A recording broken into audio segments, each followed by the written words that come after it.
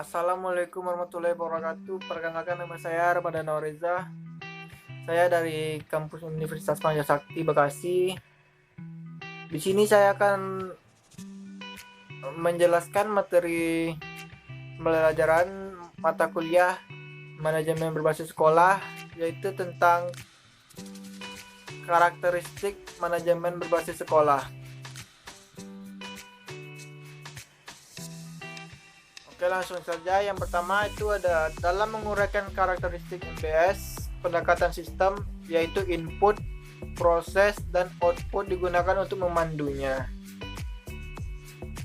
Hal ini didasari oleh pengertian bahwa sekolah merupakan sebuah sistem sehingga penguraian karakteristik MBS juga karakter sekolah efektif didasarkan pada input, proses, dan output. Uraian berikut dimulai dari output dan diakhiri dengan input, karena output memiliki tingkat kepentingan tertinggi, sedangkan proses memiliki tingkat kepentingan satu tingkat lebih rendah dari output, dan input memiliki tingkat kepentingan dua tingkat lebih rendah dari output. Dan dia terbagi tiga ya. Pertama ada output yang diharapkan, lalu yang kedua proses, yang terakhir input pendidikan. Oke, yang pertama kita bahas output yang diharapkan.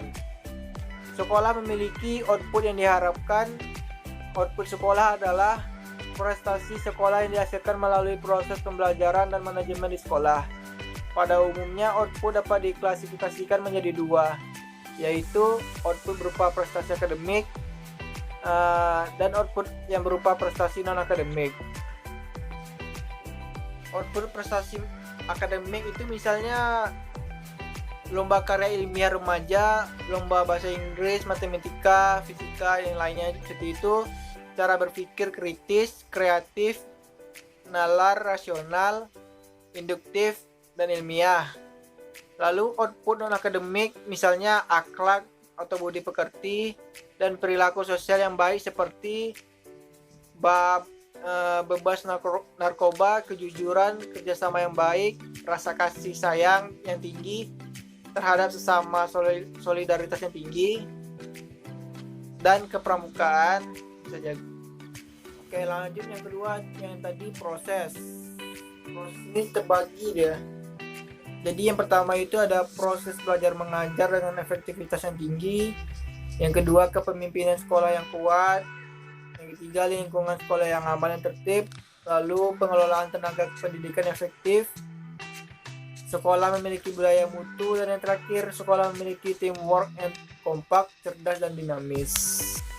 Nah, baiklah, saya akan menjelaskan yang pertama itu proses belajar mengajar dengan efektivitas yang tinggi. Itu sekolah yang menerapkan MBS memiliki efektivitas proses belajar mengajar yang tinggi. Hal ini ditunjukkan oleh sifat PBM yang menekankan pada pemberdayaan peserta didik. Kedua itu kepemimpinan sekolah yang kuat. Pada sekolah yang menerapkan MBS, kepala sekolah memiliki peran yang kuat dalam mengordinasikan, menggerakkan, dan menyerasikan semua sumber daya pendidikan yang tersedia. Kepemimpinan kepala sekolah merupakan salah satu faktor yang dapat mendorong sekolah untuk dapat mewujudkan visi, misi, tujuan, dan saran sekolahnya melalui program-program yang dilaksanakan secara berencana dan Lalu yang ketiga, lingkungan sekolah yang aman dan tertib. Sekolah memiliki lingkungan iklim belajar yang aman, tertib, dan nyaman sehingga proses belajar mengajar dapat berlangsung dengan nyaman. Karena itu, sekolah yang efektif selalu menciptakan iklim sekolah yang aman, nyaman, dan tertib melalui pengupayaan faktor-faktor yang dapat menumbuhkan iklim tersebut. Dalam hal ini, kepala sekolah memegang peranan yang sangat penting. Lanjut ke pengelolaan tenaga pendidikan yang efektif. Tenaga kependidikan, terutama guru, merupakan jiwa dari sekolah, sehingga hanyalah merupakan wadah dan sekolah yang menerapkan MBS menyadari tentang hal ini. Oleh karena itu, pengelolaan tenaga pendidikan mulai dari analisa kebutuhan, perencanaan, pengembangan, evaluasi kinerja, hubungan kerja, hingga imbal jasa merupakan garapan penting bagi seorang kepala sekolah. Yang terakhir itu ada sekolah memiliki teamwork yang kompak, cerdas, dan dinamis. Sekolah dengan MBS memiliki teamwork merupakan karakteristik yang dituntut oleh MBS karena output pendidikan merupakan hasil kolektif warga sekolah, bukan hasil individual. Uraian dari teamwork itu sendiri adalah bersama, peduli, saling membantu, sukarela, pengorganisasian, dan ramah. Nah, sekarang kita masuk ke yang ketiga, itu ada input pendidikan. Kita bagi juga lagi nih, ada 6. Yang pertama itu memiliki kebijakan, tujuan, dan sasaran mutu yang jelas. Nah, maksudnya itu ada seperti sekolah menyatakan dengan jelas tentang keseluruhan kebijakan, tujuan, dan sasaran sekolah yang berkaitan dengan mutu. Kebijakan, tujuan, dan sasaran mutu tersebut dinyatakan oleh kepala sekolah dan disosialisasikan kepada semua warga sekolah. Lanjut yang kedua itu sumber daya tersedia dan siap. Nah, maksudnya itu sumber daya merupakan penting yang diperlukan untuk kelangsungan proses pendidikan di sekolah.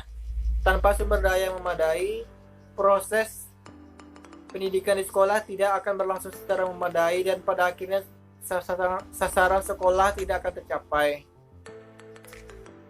Lanjut yang ketiga itu staf yang kompeten dan berdedikasi tinggi. Nah, maksudnya itu ada meskipun telah disinggung tentang ketersediaan dan kesiapan sumber daya manusia, pada butir ini perlu ditekankan lagi karena staf merupakan jiwa sekolah. Sekolah yang efektif pada umumnya memiliki staf yang mampu dan berdedikasi tinggi terhadap sekolahnya. Memiliki harapan prestasi yang tinggi. Sekolah yang menerapkan MBS mempunyai dorongan dan harapan yang tinggi untuk meningkatkan prestasi didik dan sekolahnya. Kepala sekolah memiliki komitmen dan motivasi yang kuat untuk meningkatkan mutu sekolah secara optimal.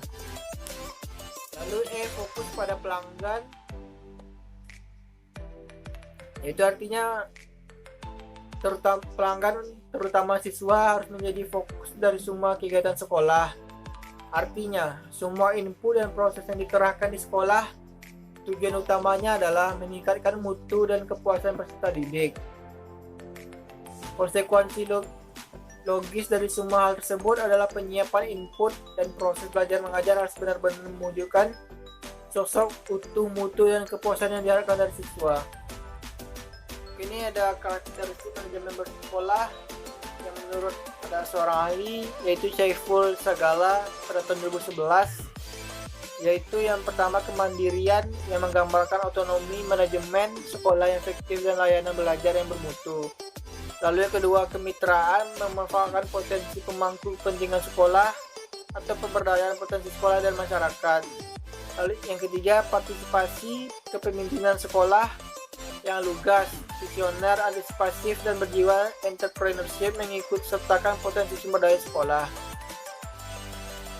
Lalu yang keempat keterbukaan, senantiasa melakukan perubahan ke arah yang lebih baik dan kompetitif. Lalu yang terakhir ada akuntabilitas, merupakan analisis kebutuhan, perencanaan, pengembangan, dan evaluasi kinerja sesuai visi, misi untuk mencapai tujuan dan target sekolah. Baiklah, mungkin cukup sekian yang bisa saya sampaikan materi tentang karakteristik manajemen bersih sekolah. Apabila ada yang kurang atau yang salah, bisa dipahami ya di komentar atau ditambahi di komentar. Baiklah, terima kasih. Saya akhiri. Wabillahi taufiq hidayah. Wassalamualaikum warahmatullahi wabarakatuh.